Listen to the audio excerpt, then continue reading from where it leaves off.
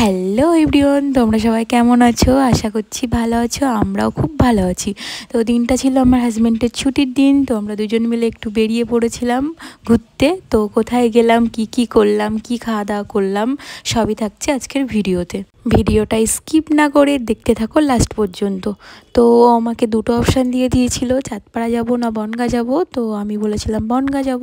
তো দুজন মিলে চলে এলাম বনগাঁতে এসে বুঝতেই পারছিলাম না যে কোথায় যাওয়া যায়, কারণ বনগাঁটা পুরোটাই আমাদের দুজনার ঘোরা, নতুনত্ব কিছুই নেই আমাদের দুজনের কাছে। তো লাস্ট পর্যন্ত ও বললো ঠিক আছে সামনে চলো, গিয়ে চা খেয়ে আসি। তো চলে আসলাম চা খেতে অবশ্য আমি খুব একটা পছন্দ করি না, কারণ আমার প্রচণ্ড গ্যাস হয়, তার জন্য আমি চা খুব একটা খাই না। কিন্তু মাটির ভাড়া দুধ চা একটা আলাদাই ফিলিংস, খুব একটা পছন্দ করি না, তবু মাটির বাড়ি দুধ চা হলে খুবই ভালোবাসি। আমার মতো মাটির বাড়ি দুধ চা কে কে ভালোবাসো কমেন্টে জানিও। তো আমরা দুজনে মিলে চা খেয়ে বেরিয়ে পড়েছি, আবার কোথায় যাওয়া যায় দেখি ঘুরে। তো আমি ওকে বললাম যে চলো, একটা নতুন ক্যাফে ওপেন হয়েছে বনগাঁতে। আমি ইনস্টাগ্রামে একটা ভিডিওতে দেখেছিলাম বেলা চাও বলে একটা ক্যাফে ওপেন হয়েছে।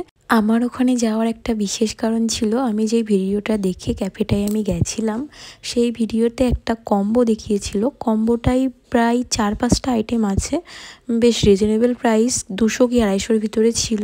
তো আমি ওখানে গিয়ে জিজ্ঞাসা করলাম যে তোমাদের এই কম্বোটা অ্যাভেলেবেল আছে? তা ওরা বললো নো ম্যাম, ওটা পুজোর সময় অ্যাভেলেবেল ছিল, এখন অ্যাভেলেবেল নেই। তো আমরা দেখছিলাম যে অন্য কিছু অর্ডার করা যায় কি। তারপর আমার বর বলল যে এই ক্যাফেটায় আমরা প্রথম এসেছি, ছোটো কিছু একটা অর্ডার করি। আমরা স্টার্টারে একটা আইটেম অর্ডার করেছিলাম, একদম আমার বরের ভাবনার সঙ্গে মিলে গেছে। খাবারটা এত জঘন্য ছিল, হাতে পুরো তেল চিপচিপ করছিল, আমরা খেতেই পারিনি খাবারটা, মানে খেতেই পাচ্ছিলাম না, তাও জোর করে খাওয়া, মানে পুরো গা পাকাচ্ছিল আমাদের দুজনারই, কারণ টাকা দিয়ে কিনেছি, কিনে তো নষ্ট করলে চলে না। তাও অর্ধেকটা খেয়েছি, অর্ধেকটা খাইনি, পুরোটাই নষ্ট। তারপরে আমরা কিছু ফটো তুলে নিলাম ওখান থেকে, নিয়ে ওখানে বলেও এলাম যে খাবারটাতে এত তেল বেশি ছিল, গা পাকাচ্ছে আমাদের। তো ওরা বলল যে আমরাও চাই যে আমাদের জন্য কমপ্লেন আসে, কমপ্লেন আসলেই তো আমরা জিনিসটা ঠিক করতে পারবো। তো কথাটা শুনে আমার বেশ ভালোই লাগলো। তারপর আমরা দুজনে চলে এসেছিলাম একটু শপিং করতে, ভি মার্টে চলে এসেছিলাম। আসলে আমি দুটো নাইট শ্যুট দেখতে এসেছিলাম, আগেরবার দেখে গেছিলাম, নাইট শ্যুট ভালো লেগেছিলো, কিন্তু কালার ভালো ছিল না বলে নেয়নি। তা নাইট শ্যুট দেখতে এসেছিলাম, কিন্তু এখন উইন্টার কালেকশান চলে এসছে, তার জন্য নাইট শ্যুট ছিল না।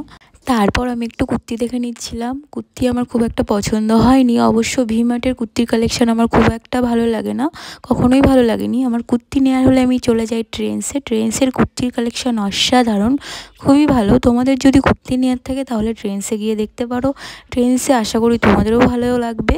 তারপরে এই দুটো ড্রেস একটু মোটামুটি পছন্দ হয়েছিল, তাই ট্রায়াল দিয়ে নিলাম। আমার বরের তার ভিতরে একটা খুব পছন্দ হয়েছিল, তাই একটা নিয়ে আমরা দুজনে মিলে রওনা দিলাম বাড়ির পথে, কারণ কালকে সকালে আমার বরের ডিউটি আছে, তার জন্য আমরা সকাল সকাল চলে আসলাম। আজকের মতো ভিডিওটা আমি এখানেই শেষ করলাম। তোমাদের যদি ভালো লেগে থাকে লাইক কমেন্ট শেয়ার করো। টাটা।